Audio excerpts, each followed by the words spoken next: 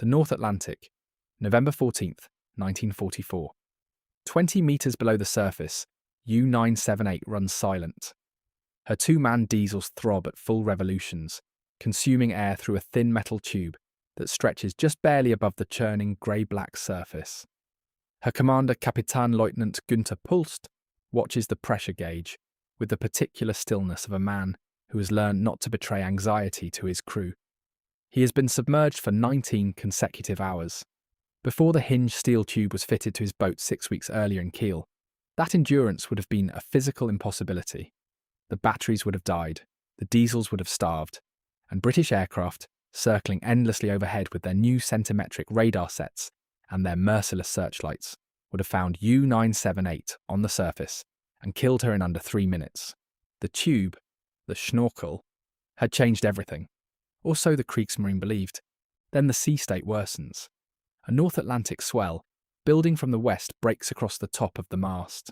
A small float valve at its very tip, no larger than a football, snaps shut automatically. The diesels, mid-stroke and driving hard, cannot stop. For 1 second, 2, 3, they continue to fire, drawing air not from the outside world, but from within the pressure hull itself.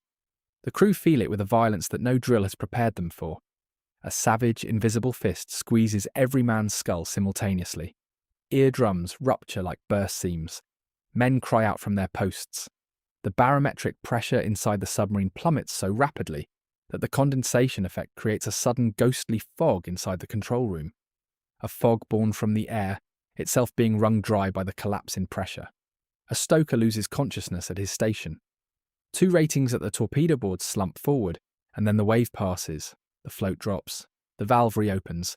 The diesels breathe again. The crisis is over in 8 seconds. But the damage is done, and what almost no man aboard U-978 understood. What remains one of the more disturbing ironies in the long, brutal history of the U-boat war is that the device that had just tortured their crew and was steadily, invisibly compromising their survival had not originated in any German engineering office. Its fundamental design principles traced directly to British Admiralty patent specifications developed in the years before the war. Germany had installed a British safety device on their most lethal weapons. And in doing so, they had equipped 47 U-boats with the instrument of their own destruction. To understand how this came to pass, you must understand the crisis that had gripped the Kriegsmarine by the summer of 1943, because the desperation of that moment is the only explanation for how such a consequential error was made at such speed. Before that point, the U-boat war operated on what might be called the principle of the surfaced predator. German submarines ran on their diesel engines across the surface for the overwhelming majority of their operational lives, diving only when directly threatened. Their batteries, charged at night on the surface, gave them perhaps 8 hours of underwater endurance at modest speed. This was broadly sufficient for the Atlantic campaign of 1940 and 1941, when Allied anti-submarine capabilities were limited and the vast grey ocean offered concealment enough for a determined commander. By the spring of 1943, that world had ceased to exist. The introduction of centimetric radar aboard British and American aircraft had transformed the night from U-boat sanctuary into hunting ground. Operating on a 10-centimetre wavelength that the Germans' own Metox radar warning receivers could not detect, these new sets could acquire a surface submarine at ranges of 10 kilometres or more in complete darkness. The Lee Light, a powerful airborne searchlight fitted beneath RAF Coastal Command Liberators and Wellingtons, could illuminate a running U-boat at precisely the moment the radar contact was confirmed, giving the aircrew a brilliantly lit target for their depth charges. Escort carriers sailing with convoy groups brought continuous air cover to the mid-Atlantic gap that had previously offered U-boats a refuge beyond the range of land-based aviation. In May 1943 alone, the Kriegsmarine lost 43 U-boats. Grand Admiral Dönitz, commanding the submarine arm from his headquarters at the Lorient Bunker Complex, withdrew his forces from the North Atlantic in a signal that amounted to an admission of defeat, describing conditions as impossible. It was the blackest month in the history of the U-boat service. What was needed, urgently and without regard for the usual pace of naval development, was a method of keeping U-boats submerged for the entire duration of their transit through the danger zones, through the Bay of Biscay, through the approaches to the British Isles, through the convoy routes where Allied air patrols had now made surfacing a death sentence. The batteries could not provide this endurance. Even the most advanced lead-acid cells of 1943 could sustain a Type 7 boat at slow speed for no more than 18 to 20 hours before they were completely exhausted. And charging those batteries required surfacing, which the aircraft made fatal. The solution had to involve the diesel engine breathing, whilst the hull itself remained beneath the water. The concept was not new. A Dutch naval engineer named Jan Jacob Witjes had developed exactly such a system for the Royal Netherlands Navy during the 1930s, a telescoping induction tube that allowed diesel operation at periscope depth. When German forces overran the Netherlands in May 1940, they captured several Dutch submarines at Den Helder, including O-25 and O-26, along with technical documentation of Witjes' induction mast. The device the Dutch called the Snorkel, after the German word for a type of laboured breathing. German naval engineers examined the captured Dutch installations and filed their report. Their initial assessment was dismissive. German U-boat doctrine did not envision submarines spending extended periods underwater. The Snorkel was set aside. It was not retrieved until the catastrophe of 1943 made it unavoidable. An accelerated development program was established across the German submarine construction facilities at Kiel, Hamburg, Wilhelmshaven, and Danzig. The target was aggressive: retrofit all operational U-boats as rapidly as possible and incorporate the Snorkel as standard in all new construction. The German Snorkel, as it entered production, consisted of two hinged masts that folded flat against the upper deck when the submarine dove below Snorkel depth, roughly 8 to 12 metres. The induction mast drew air inward. The exhaust mast expelled combustion gases. When raised and in use, the head of the induction mast broke the surface, whilst the hull remained submerged, the mast itself standing approximately 8 metres above the keel. Some production variants were fitted with radar-absorbent coatings on the head, a measure of limited effectiveness, since the mast still produced a distinctive feather of white water, visible to an observant aircrew at close range. The head left a radar return small enough to be confused with wave clutter. It was not invisible, but it was vastly harder to find than a surface submarine. The critical component of the entire system, the element that made Snorkel operation theoretically survivable, was the head valve. This was an automatic float valve, roughly spherical, housed within a cage welded to the very top of the induction mast. When waves washed over the masthead, the float rose with the incoming water, sealing the induction opening automatically and preventing the sea from flooding down the mast into the diesel compartment. When the wave cleared and the head emerged again, the float dropped and the valve reopened.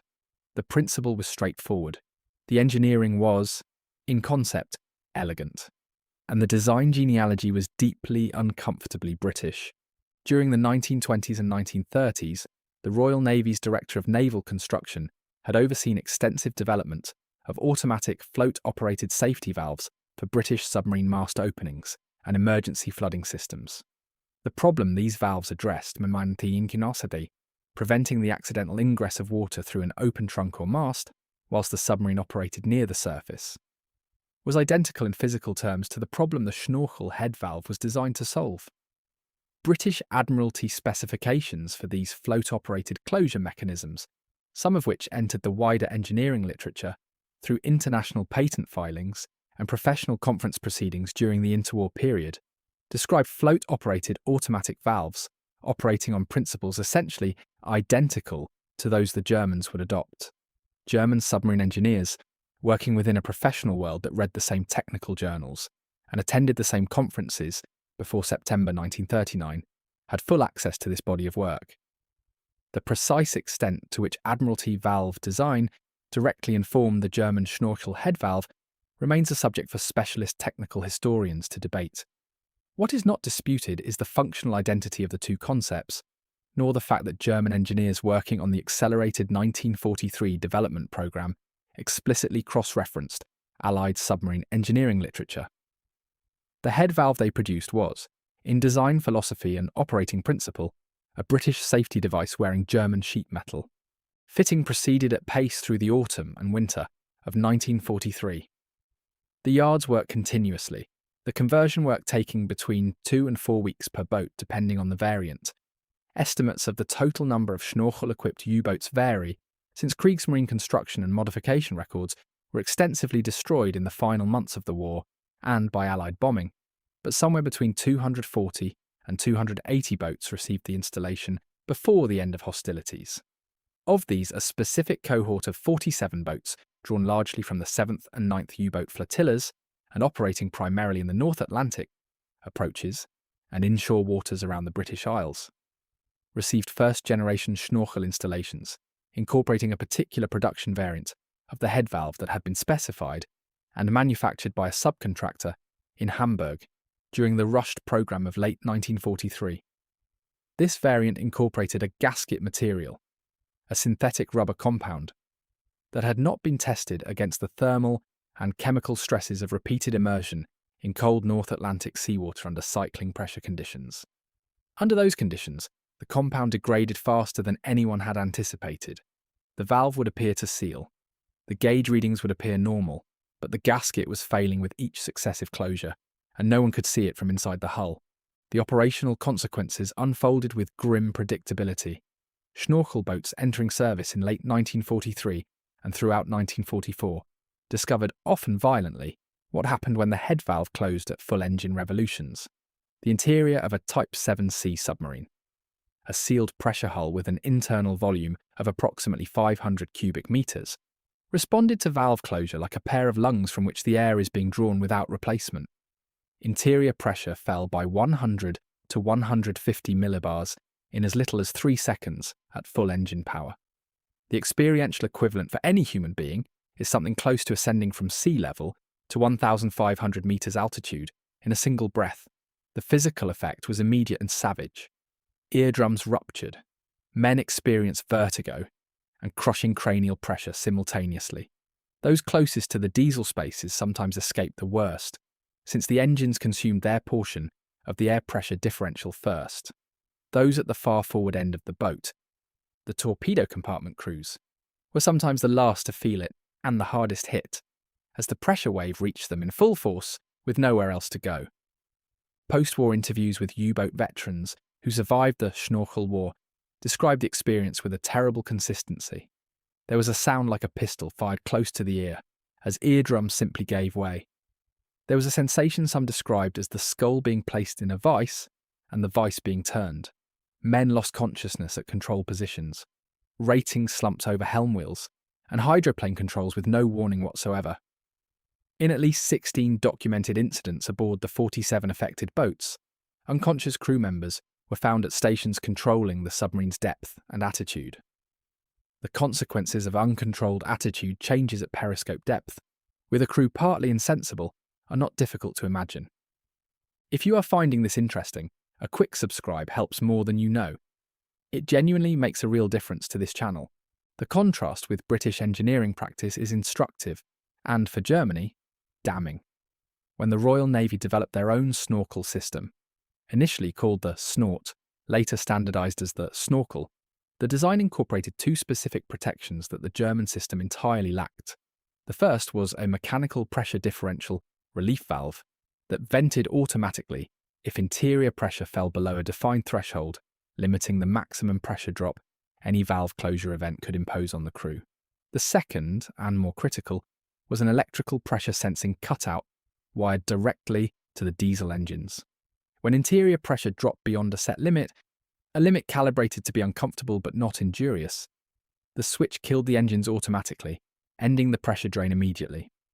The German Snorkel had no engine cutout. None. The diesels ran until they starved entirely or until the valve reopened, whichever came first. In the worst cases, with a degraded gasket that allowed repeated incomplete closures in rough weather, the diesels cycled between starvation and partial recovery for hours, punishing the crew with successive pressure events throughout a watch.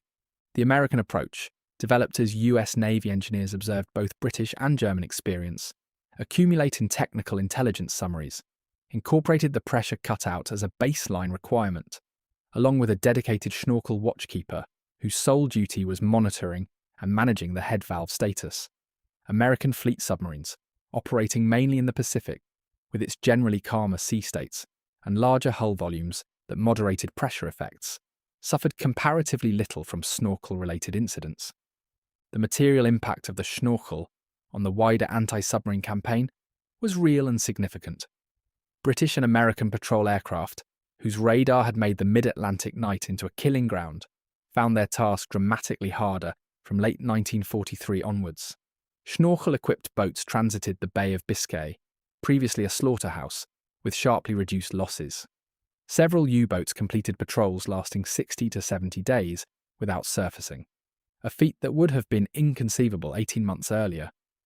The Allied anti-submarine forces adapted, developing new radar equipment sensitive enough to detect a Snorkel head and new tactical doctrines for attacking a submerged contact. But adaptation took time, and time cost ships and lives on both sides. The longer legacy, however, belongs not to the anti-submarine campaign, but to the history of the submarine itself. Every conventional submarine operating today in every navy on Earth uses a Snorkel system directly descended from Which's Dutch concept, and the British valve engineering that the Germans borrowed and imperfectly reproduced. The operating principle is unchanged: a float valve at the head, an induction mast, a diesel run at periscope depth. The British pressure cutout systems that Germany lacked in 1943 are now standard features. Nuclear propulsion has made the question largely moot for the major powers, since a boat running on a reactor requires no atmospheric air at all, but the majority of the world's submarine fleets are diesel-electric, and they snorkel as a matter of routine. In this sense, what happened on 47 doomed U-boats in the North Atlantic is not a footnote but a foundation.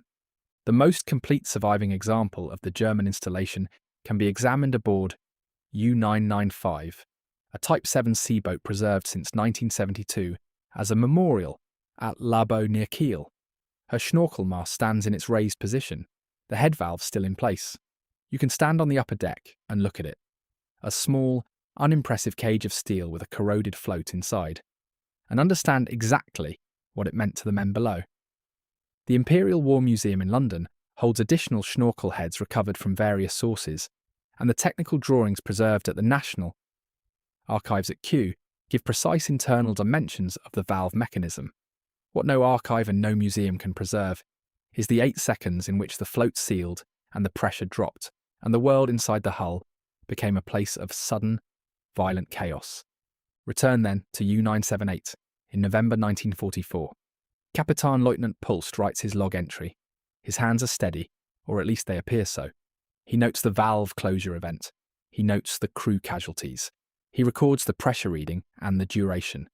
He does not note, because he does not know, that the gasket in his head valve is already degraded well beyond its operational specification, that the next severe sea state will likely produce a closure event lasting longer than this one, and that the safety margin between his crew and catastrophe is now measured in millimetres of compressed and crumbling rubber. He does not know that across the British Isles, in the intelligence centres and submarine design offices, engineers are refining the very pressure cutout technology that his own government chose not to install. He knows only that the device above his head is the reason he is alive tonight, and that without it, the aircraft circling in the grey sky above him would have already ended his war permanently. He is not entirely wrong. The Snorkel did save U-boats. It extended the operational life of the campaign by months and complicated Allied planning in ways that consumed enormous resources to counter. In the cold arithmetic of attritional warfare, it achieved something measurable and real. But for 47 boats and the men who sailed in them, men who trusted a safety device they did not fully understand, built to principles its designers had not fully solved, carrying a fatal flaw in a piece of synthetic rubber smaller than a man's palm. It achieved something else entirely. It drew them beneath the surface and held them there as the diesels ran, and the pressure fell, and the lights failed. It sealed them inside a steel cylinder at the bottom of the coldest ocean in the world. A British idea, imperfectly copied, faithfully installed, catastrophically trusted. 47 times.